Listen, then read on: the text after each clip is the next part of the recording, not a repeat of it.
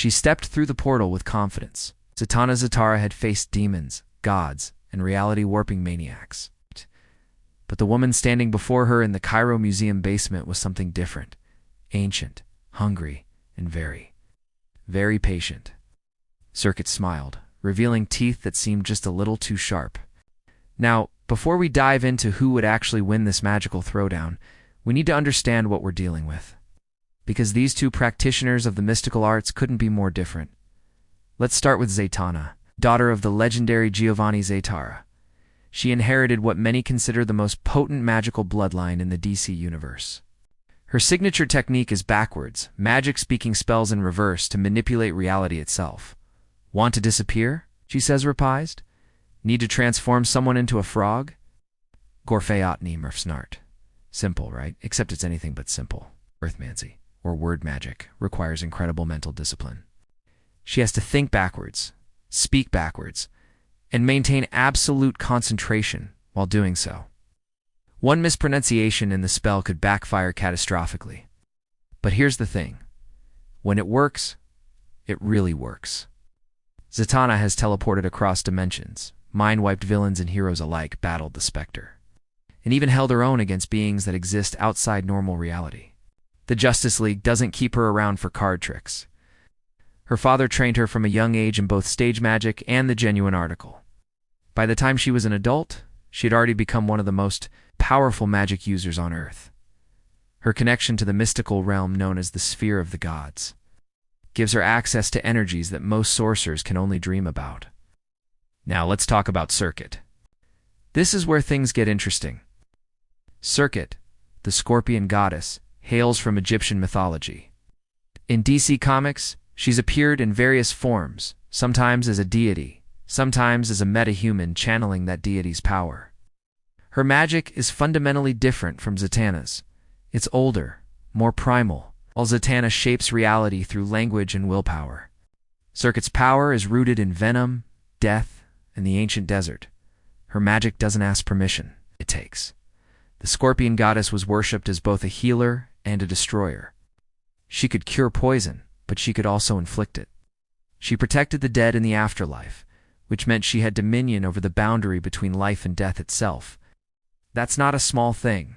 Her abilities typically include venomous energy projection, the summoning of scorpion creatures, paralytic magic that can freeze opponents in place, and perhaps most importantly, an intimate connection with death magic that predates most civilizations. Ooh, who wins? Here's where we have to break this down strategically. Zatanna's greatest strength is her versatility. If she can speak, she can theoretically counter almost anything. Fireball coming at her, Arif 2, Scorpion army attacking, Awa Og, Snoydrox. She has an answer for virtually every situation, but that's also her weakness. Dagger, silence her, or simply attack faster than she can speak, and Zatanna is in serious trouble. Villains have exploited this vulnerability repeatedly throughout her history. Even a simple hand over the mouth can neutralize the world's most powerful sorceress. Serket, on the other hand, doesn't rely on verbal components. Her magic flows through her like venom through a scorpion's tail, immediate, deadly. She doesn't need to think about it. She doesn't need to say anything. She simply acts. In a straight fight, the opening seconds would be crucial. If Zatanna gets the first word out, she could potentially seal the fight immediately. Peels would put Serket into an enchanted slumber. Dianeb would trap her in magical chains. Sheneb would send her to another dimension entirely. But if Serket strikes first, a paralytic curse could freeze Zatanna's vocal cords before she utters a syllable. Venomous magic could cloud her mind, making backward speech impossible.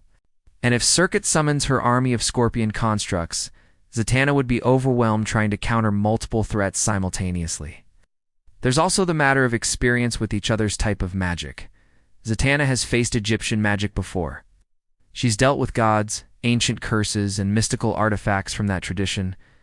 She wouldn't be going in completely blind. Serket, however, has likely never encountered logomancy. The backward speech might confuse her initially, buying Zatanna precious seconds to establish control of the battlefield. But here's what really tips the scales. Zatanna is fundamentally human. Powerful beyond measure, yes, but human. She tires. She makes mistakes.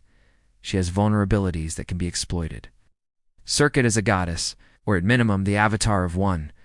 Gods operate on a different level.